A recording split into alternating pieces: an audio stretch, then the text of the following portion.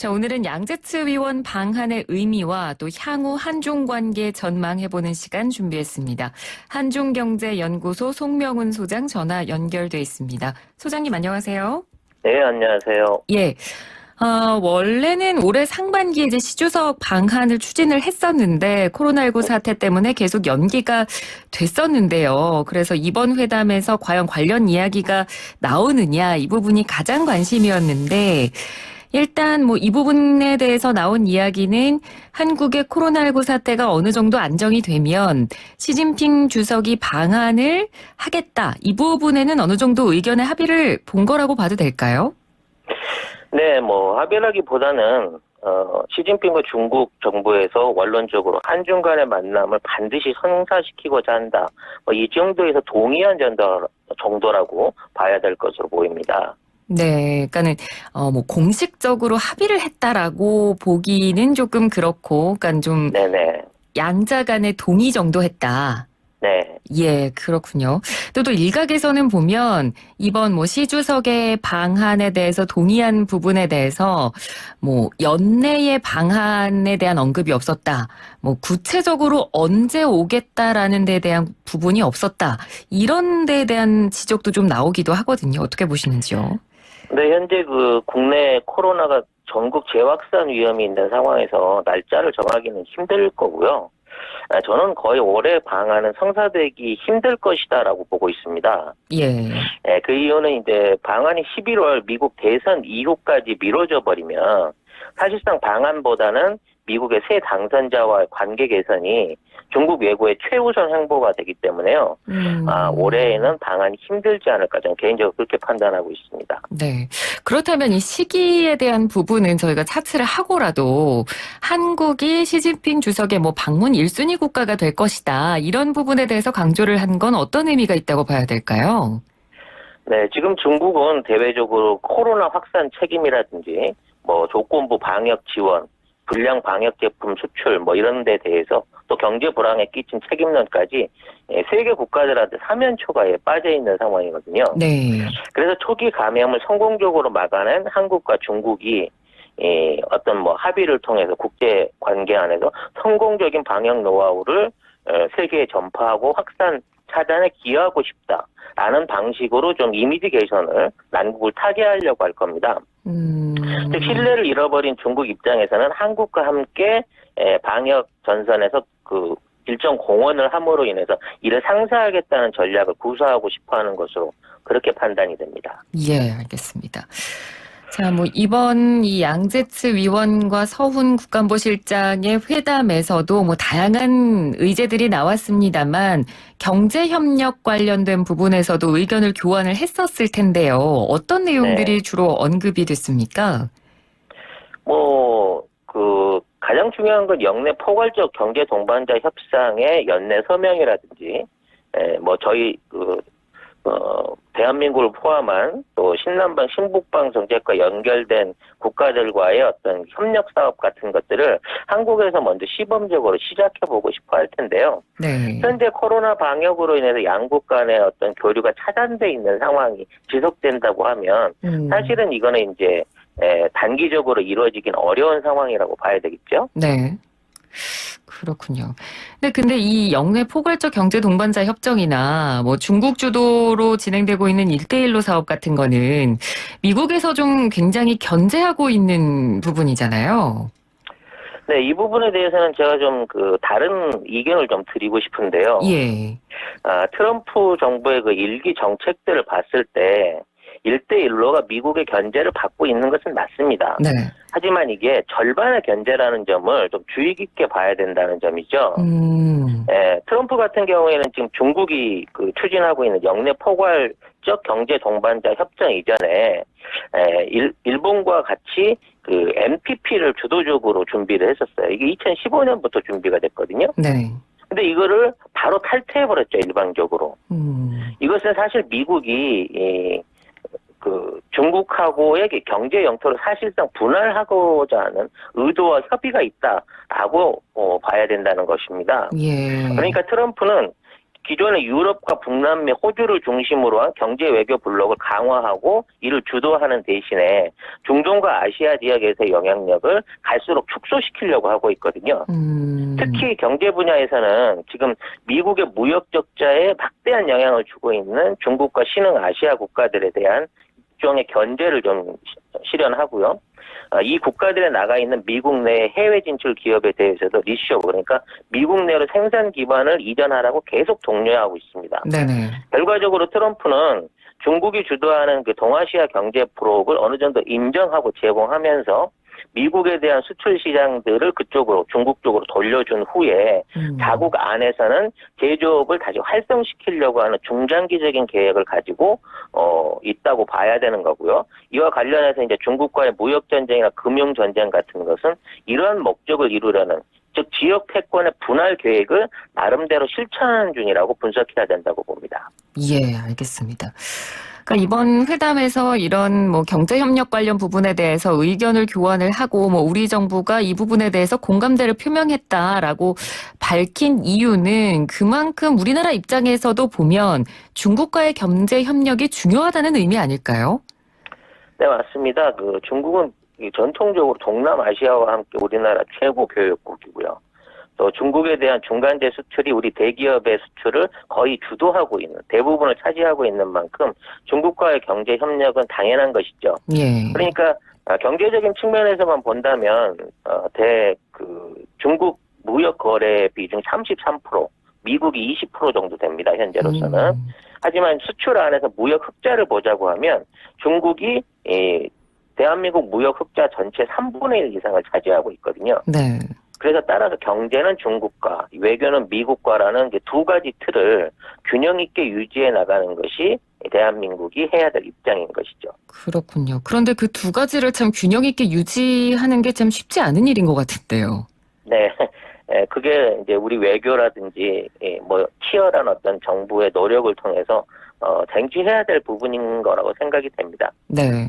그러니까 사실 그런 부분을 균형 있게 유지하기 위해서 뭐 코로나19 사태 속에서도 뭐 중국과 우리나라의 관계를 보면 뭐 양국 기업인 간의 입국 절차를 좀 간소화시켜준 부분이라든가 뭐 중국에서는 한국 관련 콘텐츠가 뭐 다시 방영된다든가 이런 부분을 봤을 때는 양국이 어느 정도 경제협력 의지는 계속해서 보여준 거라고 봐야겠죠. 네, 앞으로 중국은요, 경제 위기 돌파 방안으로 수출 비중을 줄이고 내수로 전환하려고 하는 정책을 시도할 것입니다. 이미 이제 중국의 공급선 안정이 의심받고 있고요. 국가 브랜드도 많이 추락했고, 네. 또 동아시아 국가들하고 이렇게 단가 경쟁에서 밀리고 있는 중국 입장에서는 이 수출 주도형 경제에서 내수 주도형 경제로 변화를 계속 노리고 있을 건데요. 결국 이제 이 과정 중에 한국의 기술력이라든지 우수한 컨텐츠들을 활용해서 자국의 내수 시장을 좀 키우고 거기에 이제 늘어난 시장에 투자하려고 하는 해외 자본을 유치하는 방식으로 개편을 하려고 할 거기 때문에 중국의 개방성을 한국을 통해서 보여줘야 된다는 거죠. 네. 특히 한국과 협력을 통해 가지고 현재 이제 미국이 강력하게 추진하고 있는 기술 제재 같은 경제 제재 같은 부분을 우회 돌파할 수 있는 방법을 또 찾을 수 있을 것입니다. 일본도 역시 이제 그 역할을 할 수 있는 국가이긴 하지만 최근에 중일 관계가 굉장히 급격하게 냉각되고 있는 만큼 한국에 대한 기대치가 중국 입장에서는 더욱 커질 것으로 봅니다. 네. 그래서 말씀해 주신 그 부분에 의하면 이번에 이 양재철 위원이 한국을 방문한 게 어떻게 보면 일본에 대해서 우리나라가 어느 정도 외교적 성과는 중국에 대한 외교적 성과는 일본에 비해서 우리가 좀 잘 이뤄낸 것이다. 외교적 성과는 우리가 승리한 것이다. 이렇게 나오는 분석도 좀 있더라고요. 네, 사실 이제 중국의 입장에서는 미국의 태도 변화가 굉장히 심각한 문제로 다가오고 있는데요. 네. 현재 트럼프가 이제 대선 전략을 바꿨습니다. 네, 그동안 이제 농수산물 수입이라든지 무역 수지 개선 같은 정책을 통해서 중국을 압박하는 모습으로 지지율을 끌어올렸었는데 코로나 사태가 발생한 이후에는 완전히 작전을 바꾼 거죠. 네네. 그래서 지금은 이제 미국 내에 일고 있는 반중 정서, 즉 코로나의 어떤 확산국이라고 하는 반중 정서를 더욱 자극해서 여기에 이제 편승하고요. 민주당과 바이든이 이제 친중주의자다. 그동안 민주당과 뭐 민주당은 시진핑과 바이든은 시진핑에게 뭐 특별한 정보를 주는 등등으로 내통하고 있었다라는 어떤 선전들을 계속 강화하고 있습니다. 네. 이를 통해서 이제 반사 이익을 얻으려는 전략을 실시하고 있는데, 그렇게 되다 보니까 이제 대선 전까지는 일체 중국과의 협상은 없고, 양보도 없이 중국 때리기만 계속 강화해 나갈 예정인 거거든요. 근데 이제 중국의 입장에서는 이걸 전면 대응할 수가 없어서 네. 트럼프의 공세를 무시하고 방역 선도라든지 뭐 경제 활성화라든지 한반도 평화 체계 지원이라든지 뭐 이런 역할들을 대회에 강조하려고 할 것입니다. 예. 따라서 이제 중국은 자신들의 정상국가 이미지를 강화하기 위해서 한국과 원만한 관계를 과시할 필요가 있는 것이죠. 그러면 이 양제츠 위원이 이번 회담에서 뭐 최근 미중 관계에 대한 현안과 중국 측 입장을 설명했다라는 정도로 지금 청와대 브리핑에서는 언급이 됐었는데 지금 현황을 뭐 어느 정도 설명했다라는 건 뭐 이건 추측입니다만 미중 관계 이런 갈등 속에서 한국은 어느 정도 좀 중립을 지켜달라고 했을지 아니면 중국을 좀 지지해달라고 했을지 소장님께서는 어느 쪽으로 좀 가능성을 좀 더 두고 보세요? 어느 쪽도 직접적으로 요구하기가 어려운 부분입니다. 여기 균형적인 면에서는. 네네. 근데 중요한 건 최소한 한국하고 한반도 평화를 위해서 지속적으로 무언가를 진행하고 있다는 것만으로도 충분히 미국을 어느 정도 견제하고 미국의 일방적인 공세를 방어할 수 있는 여지가 있기 때문에 지금에 있는 한반도 평화 프로세스 같은 것들을 적극적으로 지지하는 모습을 당분간 보여줄 것으로 보여요. 네. 그런 면에서는 이제 우리 정부가 뭐 이 시점을 잘 이용하기만 한다고 하면 북한에 대한 어떤 중국의 지원을 외교상의 지원을 충분히 받아낼 수 있는 호기라고 생각이 됩니다. 예, 그러니까 말씀해 주신 대로 우리가 이 정도 한국과 원만한 관계를 어느 정도 잘 유지하고 있다. 이런 부분을 이제 중국 입장에서는 좀 드러내고 싶을 텐데 이와 네네. 좀 비슷한 연장선상에서 또 본 게 양제츠 위원이 한국을 오기 전에 싱가포르도 한번 들르지 않았습니까? 그래서 이것도 어떻게 보면 싱가포르도 한국과 좀 비슷하게 중견국의 입장을 유지를 하고 있기 때문에 양제츠 위원회 뭐 이번 싱가포르를 갔다가 한국을 온 이번 여정이 뭐 아시아 이웃 국가들 사이에서 좀 어느 정도 우군을 확보하기 위한 목적이라는 분석도 있거든요. 네, 원래 전통적으로 화교 세력이 강한 동남아시아, 동아시아, 아세안 국가들은 중국의 경제 영역 안에 있는 게 사실이었는데, 그게 이제 한국의 적극적인 진출과 또 일본의 영향력 확대로 해서 많이 이게 줄어들었죠. 네. 특히 최근에 이제 남중국해 사안으로 인해서 이 아세안 국가들하고 관계가 좋지 않기 때문에 여러모로 이제 그쪽 국가들하고 관계 개선이 필요한 상황입니다. 결국 지금 중국이 돌파할 수 있는 가장 손쉬운 통로가 동아시아 외교라든지 경제관계뿐이기 때문에 네. 지금 동아시아 국가들 가운데 영향력이 제일 큰 싱가포르를 통해서 우호적인 메시지를 아세안 국가한테 전달해 주기를 부탁했을 거라고 판단이 됩니다. 네. 다만 이제 싱가포르도 그렇고 뭐 말레이시아나 뭐 인도네시아 국가들이 뒤늦게 이제 코로나 확산이 본격화되고 있는 시점이라서 그러한 기대 효과가 있을지는 좀 가늠하기 어려운 상황이다라고 판단이 되네요. 예, 알겠습니다. 자, 그리고 이번 회담에서 또 이 연내 한중일 정상회의 개최 필요성에 대해서도 이야기가 나왔습니다. 그리고 이번 정상회의 의장국이 한국인데 만약에 연내 한중일 정상회의가 우리나라에서 열리면 중국 쪽에서는 이제 리커창 중국 총리가 오게 되거든요. 근데 정말 이 리커창 총리가 오면 시진핑 주석보다 먼저 한국을 방문하게 되는 거 아닌가요? 사실 그렇게 순서가 이루어질 게 이제 분명하긴 한데요. 네. 과연 한중 회담이 이루어질 수 있을 것인가에 대해서도 아직은 좀 미지수라고 봐야 됩니다. 저는 이제 이 사안을 좀 다르게 해석을 하는데요. 네네. 현재 이제 일본이 한국, 중국과 양국과 동시에 갈등이 최고조에 지금 달하고 있습니다. 예. 뭐 대한민국하고는 뭐 지소미아 종료 사안도 있고요. 우리 이제 징용공 재판에 따른 이제 후속 조치 문제 뭐 이런 게 있고 중국하고는 센카쿠 열도에서의 분쟁이라든지 또 공동으로 일본의 해양 무장을 강화하는 점 적기지 타격 능력을 획득하겠다는 발언 등등으로 해서 일본의 입지는 사실상 지금 그 한중한테 고립 상태에 가깝거든요. 네.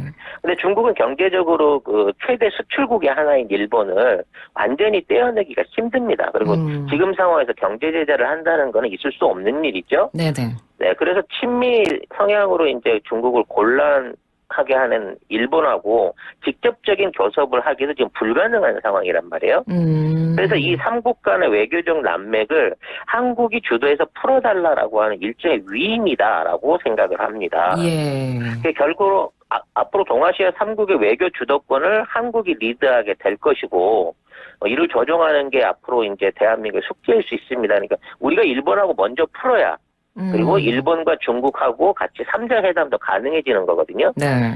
그래서 이러한 이제 의정국인 한국의 주도권을 중국이 명확하게 인정했다. 예. 그러니까 나는 한 발 뒤로 빠질 테니 일본하고의 관계나 협상을 통해 가지고 의장국인 한국이 이 테이블을 완성해라라고 얘기를 하고 있는데 현재 뭐 아베 총리의 연임이 불가할 것 같고 네네. 사실상 사임이 눈앞에 와 있다는 그런 예측이 오고 있는 상황에서 3자 회담이 이루어질 수 있을까?